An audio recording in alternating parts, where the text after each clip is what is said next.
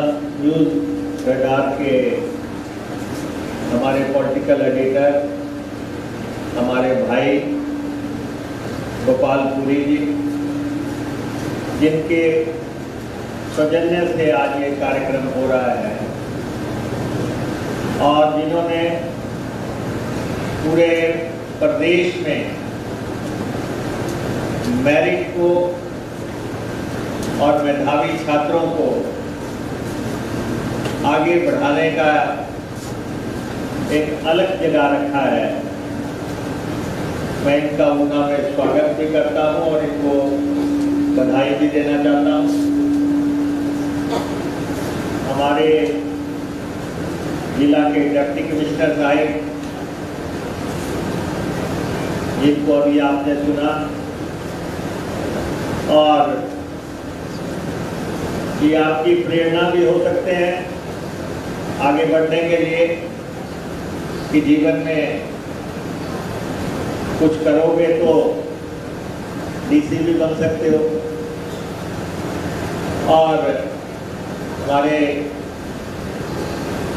College के principal साहब, हमारे him college, him camp college जो है नर्सिंग एंड लॉ कॉलेज के चेयरमैन विक्रम जी, और हमारे हरोली ब्लॉक कांग्रेस के अध्यक्ष यहाँ पे विनोद बिट्टू जी,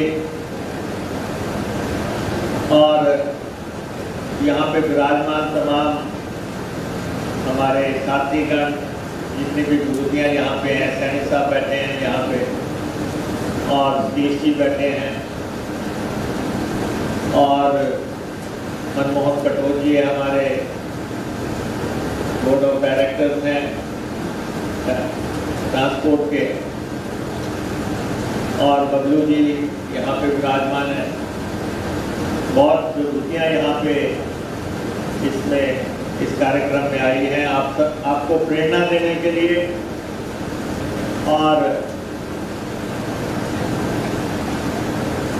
आज का ये कार्यक्रम एक अपनी तरह से एक अनूठा कार्यक्रम है। हमारे गोपाल पुरी जी टाइम्स ऑफ इंडिया के बहुत, जैसे आज आप मेधावी छात्र 90% लेके यहाँ पे बैठे हैं, उसी तरीके से इन्होंने भी जर्नलिज्म की एक पारी खेली और टाइम्स ऑफ इंडिया जैसी अखबार में इन्होंने प्रतिनिधित्व किया और आज समाज को आगे बढ़ाने के लिए ये कार्यक्रम का आयोजन कर रहे हैं। और आप जितने भी इस सभागार में लोग बैठे हैं, मैं आप सबको जीवन के लिए शुभकामनाएं भी देना चाहता हूं। ये जो कॉलेज है हमारा, इस परिसर में आप बैठे हैं, ये कोई सामान्य परिसर नहीं है। ये ऊना जिला का सबसे पुराना कॉलेज है। 1968 में ये शुरू हुआ था, 68 में शुरू हुआ। 5000 बच्चे इस कॉलेज में एजुकेशन ले रहे हैं और हर तरह की शिक्षा यहाँ पे दी जा रही है, और 100 से भी अधिक शिक्षक इस कार्य में लगे हुए हैं। आज आप इस कैंपस में बैठे हैं, आगे बढ़ के आपको इसी कैंपस में आना है। जैसे ही आप जीवन में आगे बढ़ेंगे, जहां तक हमारे जिले का सवाल है, 1 सितंबर को अभी हम अपना जन्मदिन मना के हटे। इस जिले का ऊना जिला 1 सितंबर को बना था, और ये जो जिले के जन्मदिन के कार्यक्रम है उसका ये एक कड़ी है कि आज 3 सितंबर को हम आपका ये कार्यक्रम कर रहे हैं। किसी के लिए भी अपना जन्मदिन महत्वपूर्ण होता है, और वो सिर्फ बच्चों का जन्मदिन नहीं होता। जिला किस दिन बना, किस दिन प्रदेश बना, कैसे बना,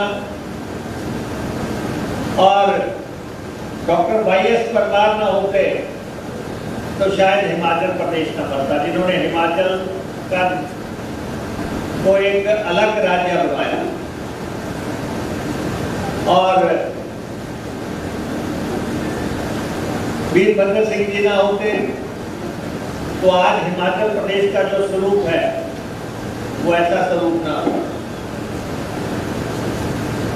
और हमें अपना जिला, अपना प्रदेश आने वाली पीढ़ियों के लिए तैयार करना है, आप लोगों के लिए तैयार करना है। और ऊना एक बहुत जबरदस्त डेस्टिनेशन है ऊना। अब आपसे पूछा जाए कि ऊना में ऐसा क्या है।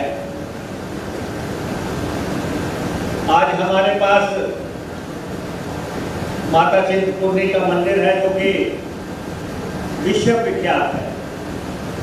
हमें इस बात का गौरव है कि माता रानी हमारे जिला में वास करती हैं और देश दुनिया के श्रद्धालु यहाँ पे आते हैं। हमें इस बात का फख्र है कि Indian institute of technology IIT Hindustan की वो हमारे जिला में स्थापित है।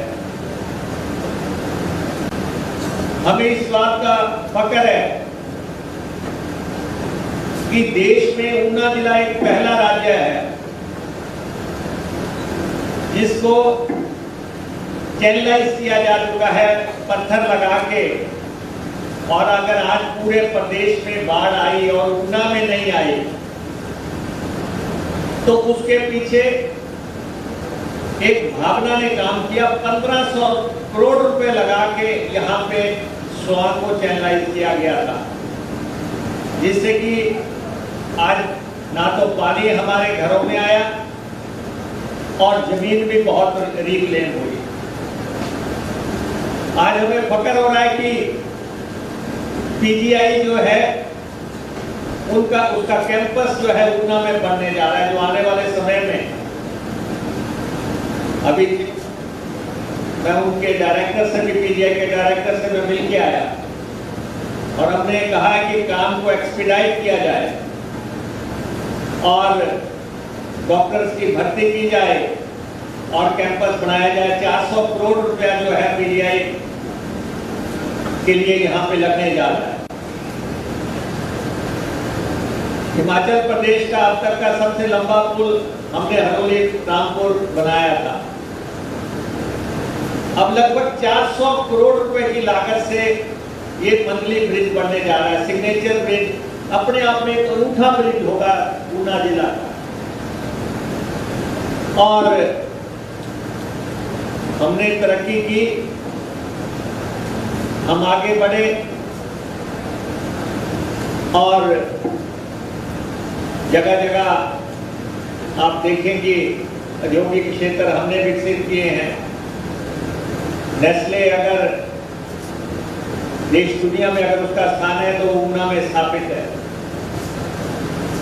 क्रीमिका बिस्किट अगर पूरे देश में धाक जमाता है तो उसका कारखाना जो है यहाँ पे स्थापित है। और अगर उसकी सॉस पे कभी आपने लिखा हो जो आप खाते हैं बर्गर के साथ, तो आपको लगेगा, अगर पढ़ेंगे कि कहाँ बना है तो आपको लगेगा कि ये ऊना में बना है। तो हम आने वाली पुश्तों के लिए इस जिले को तैयार कर रहे हैं और विकास की यहाँ पे अपार संभावनाएं हैं। हमारे लठियानी में गोविंद सागर के पास किस ढंग से हम बोटिंग कर सकते हैं, उसकी संभावनाएं हम तलाश रहे हैं। और एक निर्णायक विकास हम जिला को देने जा रहे हैं। ये मैं इसलिए कह रहा हूं कि हमारे बच्चे जिनको कि आगे बढ़ना है, उनको ये भी मालूम होना चाहिए कि हम कहां से चले थे, हम कहां पे पहुंच रहे हैं। और कुछ बातें ऐसी हैं, अभी मैं कुछ अखबारों में पढ़ रहा था और उसमें कहा जा रहा है कि हिमाचल पथ परिवहन निगम HRTC ने बच्चों के लैपटॉप ले जाने पे जो है किराया रख दिया। आपने भी पढ़ा होगा अखबारों में कि परिवहन विभाग को मैं चलाता हूं, मैं उसका मंत्री भी हूं। मैं सिर्फ आपसे साझा इसलिए कर रहा हूं कि फैक्ट्स को ट्विस्ट कैसे किया जाता है। हिमाचल पथ परिवहन निगम में आप बच्चे ट्रैवल करें, अपने इस कंधे पे भी लैपटॉप रखें, इस कंधे पे भी लैपटॉप रखें, कोई आपसे किराया नहीं मांगेगा। आप एक लैपटॉप लेके जाओ, आप 2 लैपटॉप लेके जाओ, आपका कोई किराया नहीं मांगेगा। लेकिन जो लोग HRTC को कुरियर सर्विस के तौर पर इस्तेमाल कर रहे हैं कि 10 लैपटॉप जो है वो दिल्ली से रखते हैं और आगे जाके कारोबार करते हैं, क्या उसका किराया लगना चाहिए कि नहीं लगना चाहिए? आप बताएंगे हमें, आप कहेंगे नहीं लगना चाहिए, तो हम कहते हैं नहीं लगना चाहिए। लेकिन बच्चा लैपटॉप लेके जाएगा, कोई किराया नहीं लगेगा। आप एक की बजाय 2 लेके जाओ, लेकिन जो व्यापार कर रहे हैं ये सिर्फ उन लोगों के लिए है। इसलिए किसी भी बच्चे को विचलित होने की जरूरत नहीं है। हम हर बच्चे के लिए ध्यान रख रहे हैं। अब लोग कहते हैं कि HRTC में हमारा सामान ले जाओ। परसों एक कंडक्टर अचानक रेड हुई, बस को जांचा गया तो उसके पास जो है कारतूसों का भरा हुआ थैला निकला। अब आप बताओ कि HRTC हिमाचल पथ परिवहन निगम क्या इस काम के लिए और क्या वो सिंथेटिक ड्रग्स को ट्रैवल कराने के लिए? तो जो लोग बस में सफर नहीं कर रहे हैं और वो चाहते हैं कि नहीं मेरा सामान ले जाओ, सवारी तो अपने सामान ले जाए साथ में, लेकिन जो सफर कर रहे हैं, सफर उनके लिए कोई दिक्कत नहीं है। जो बस में सफर नहीं कर रहे हैं, सामान भेज रहे हैं, क्या उनको टिकट लगनी चाहिए कि नहीं लगनी चाहिए? क्या परिवहन निगम को पता नहीं होना चाहिए कि इस बैग में रखा क्या है? तो ये बात मैं स्पष्ट तौर पे कहना चाहता हूं कि बच्चों के लिए HRTC हमारी सुबह से चलती है। बच्चों को एक स्कूल से घर से स्कूल, स्कूल से घर, पता नहीं हजारों बच्चों को घर छोड़ती है, हजारों कर्मचारियों को छोड़ती है। लेकिन जब कुछ सुधारवादी कदम उठाए जाते हैं तो कुछ लोगों को परेशानी होती है। अब मैं आपको दूसरा किस्सा सुनाता हूं। ये जो गाड़ियों के नंबर लगते हैं, जो आपकी कार पे नंबर लगा, आपके स्कूटर पे नंबर लगा है, कुछ लोग तो आप जाते हैं, अप्लाई करते हैं और आपको गाड़ी का नंबर लगता है कि इतना पैसा दे दो, आपको गाड़ी का नंबर मिल जाए। कुछ लोग शौकीन नंबर लोग, वो जो बड़े बड़े लोग हैं जिनकी सोसाइटी में बहुत से है, वो जाते हैं, कहते नहीं मुझे तो 7 नंबर चाहिए, मुझे तो 6 नंबर चाहिए, मुझे तो 1 नंबर चाहिए, मुझे तो 99 नंबर चाहिए, 999 चाहिए, मुझे HP 12 चाहिए, मुझे HP 9999 चाहिए। हमने कहा ठीक है, आपको नंबर देंगे, लेकिन हम बोली लगाएंगे। आम आदमी तो दे रहा है HP 72, 25, 52, और आप ले रहे हैं 7 नंबर, 6 नंबर और घूम रहे बड़ी शान और शौकत से, सबको धमका रहे हैं। हमने कहा कि हम नीलाम करेंगे नंबर, जो VIP नंबर है, और आपको हैरानी होगी, हमने नंबर नीलाम किया, कुछ लोगों को परेशानी हुई, लेकिन 1300 नंबर नीलाम किए अभी तक। 1300 नंबर में 6 करोड़ रुपए की इनकम सरकार को हुई है। एक नंबर है HP 999999, 30 लाख रुपए का बिका है। दे सकता है तो दो, फिर लो, फिर शाम से लो, पैसा दो। ऐसा ही एक नंबर हमारा जो है 8 लाख में बिका है और एक 7 लाख में बिका है। तो आप मुझे बताएं, क्या ये जो वीआईपी लोग जो 1 नंबर लेके घूम रहे हैं, 2 नंबर लेके घूम रहे हैं या दूसरे, क्या इनसे पैसा लिया जाना चाहिए कि नहीं लिया जाना चाहिए? तो लेकिन कुछ लोगों को तकलीफ है। मुकेश अग्निहोत्री क्या कर रहा है? एक तीसरा किस्सा सुनाता हूं। हमारा चिंतपूर्णी मंदिर है, लाखों श्रद्धालु आते हैं, देवी के पास बहुत पैसा है, माता रानी के पास। जब तक ये मंदिर प्राइवेट कंट्रोल में था, मंदिर के पास 2 लाख 3 लाख हुआ करते थे। आज डीसी साहब यहां बैठे हैं, 100 करोड़ का मंदिर है, खाते में 100 करोड़ रुपया और सोने का भंडार है, चांदी से 2 कमरे भरे हुए हैं, हमने उस पर गार्ड लगा रखी है और लोग आते हैं लाइन में लग के, मुबारकपुर से आगे जो है बरवाई से लाइन में लगते हैं, रात रात तक लगे रहते हैं, मत्था टेकते हैं। कुछ लोग ऐसे कहते हैं उप मुख्यमंत्री जी मत्था टिका दो, कुछ कहते हैं डीसी साहब मत्था टिका दो, कोई कहता है ये एसडीएम साहब मत्था टिका दो, थानेदार साहब मत्था टिका दो, टेम्पल अफसर को मत्था टिका दो। हमारी गाड़ी जो है नीचे से ऊपर तक जानी चाहिए,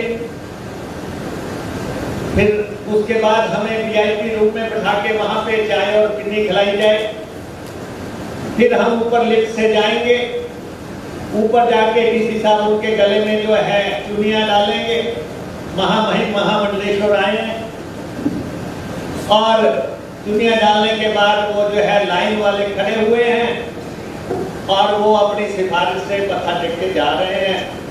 हमने कहा भाई ठीक है, आप जल्दी वाले लोग हैं, आम आदमी तो लाइन में लगा हुआ है, अपना मत्था टेक रहा है। हमने कहा भाई ये तो नहीं चलेगा। मुकेश अग्निहोत्री भी मंदिर में जाएगा, 1100 रुपए का टिकट लेगा अगर जल्दी में है। हमने 1100 रुपए का टिकट लगा दिया। जो लोग कहते हैं मेरा मत्था टिका दो, और नीचे वीआईपी रूम में बैठते हैं, वहां पे टिकट काटी जाती है, आगे गॉल्फ कार्ड्स लगी हैं, सबको ऊपर लेके जाते हैं खुली, और ऊपर 5 आदमियों के लिए 1100 रुपए। एक परिवार में 5 से ज्यादा क्या आदमी होंगे, 1100 रुपए का टिकट। मुकेश अग्निहोत्री मुर्दाबाद खड़े हो गए मंदिर के बाहर। अरे भाई मुकेश अग्निहोत्री 25 साल का एमएलए हो गया, वो मुर्दाबाद से नहीं घबराता। पहला चुनाव, दूसरा चुनाव, तीसरा चुनाव, चौथा चुनाव, 5वां चुनाव अगर लगातार जीता है तो मैंने पब्लिक के लिए कुछ किया होगा, जनता के लिए कुछ किया होगा। तो इसलिए जिन लोगों को गलत फहमी है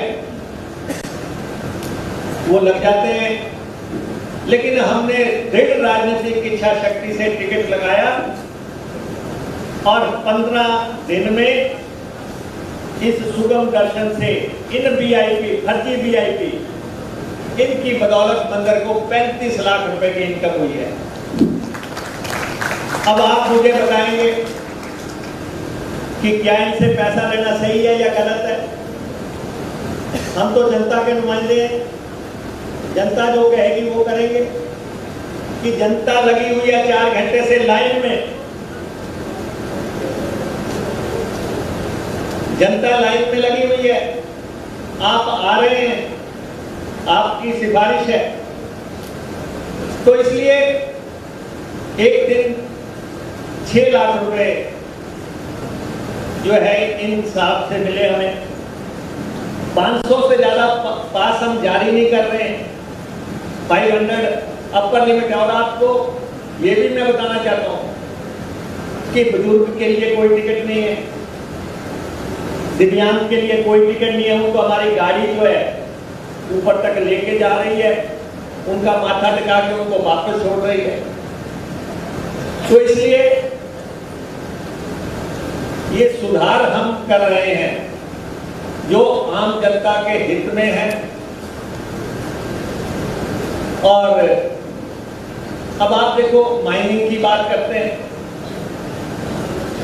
25 आदमी जो है लूट मचाए हुए हैं और 1 लाख आदमी का जीना उन्होंने मुश्किल कर दिया हुआ। रेत जो है, ऊना का रेत लुधियाना, जलंधर, अमृतसर, करनाल, दिल्ली, पता नहीं कितने बड़े बड़े ट्रक जो है, टिप्पर जो है निकल रहे हैं। बॉडी से भी ऊपर बॉडी लगा दी है। अलाउड सिर्फ 14 टन लेके जाने का है, 60 टन लेके जाते हैं। और हमारा प्रशासन और हमारी पुलिस क्या कर रही है, कोई स्कूटर पे हेलमेट नहीं लगाया हुआ उसका चालान करी जा रही है, कोई कार में जा रहा है उसने बेल्ट नहीं लगाई है उसका चालान करी जा रहा है। गांव में माँ ने कहा बेटा हल्दी लेके आना पंसारी से जाके, तो आगे थानेदार जी मिलके बोले जी पहले मेरे को 200 रुपए का चालान लेके जाओ, 500 रुपए का। हमने कहा ये नहीं चलेगा, ये लोकतंत्र है आम जनता की। आपने चालान करना है तो आप इन टिप्पर वालों के चालान करो जो कि 60 टन लेके जा रहे हैं। तब तो जो है उनको फ्री पैसे दिया जा रहा है। मैंने डिप्टी कमिश्नर साहब को भी कहा, मैंने कहा कि जो ब्रिज के आसपास 200 मीटर नीचे को और 500 मीटर नीचे को और 200 मीटर ऊपर को कोई भी सरकारी पुल के पास खनन होता है तो आप उसका संज्ञान लें, लाखों रुपए में उसका चालान करें, लाख रुपया करो, 2 लाख रुपया करो। जो सरकारी इमारत के पास चालान खनन कर रहा है या पानी की स्कीम के पास खनन कर रहा है, आप उन पे एक्शन लो। आप कम से कम गांव में जो लोग, ठीक है हेलमेट लगाना जरूरी है, लेकिन वो एक एजुकेशन का विषय है कि आप उनको शिक्षित करो कि आप, ये नहीं है कि आप नाका लगा के खड़े हो जाओ एक जगह और सारा दिन वहां खड़े रहो कि आप किसी को भी जाने ना दो, किसी बच्ची को ना जाने दो, कोई कॉलेज जा रही है, कोई जो है स्कूल जा रही है। ये छोटे छोटे मसले हैं। और सबसे बड़ी बात, जिले में चिट्टा मैं बिकने नहीं दूंगा, जो मर्जी हो जाए, नहीं बिकने दूंगा।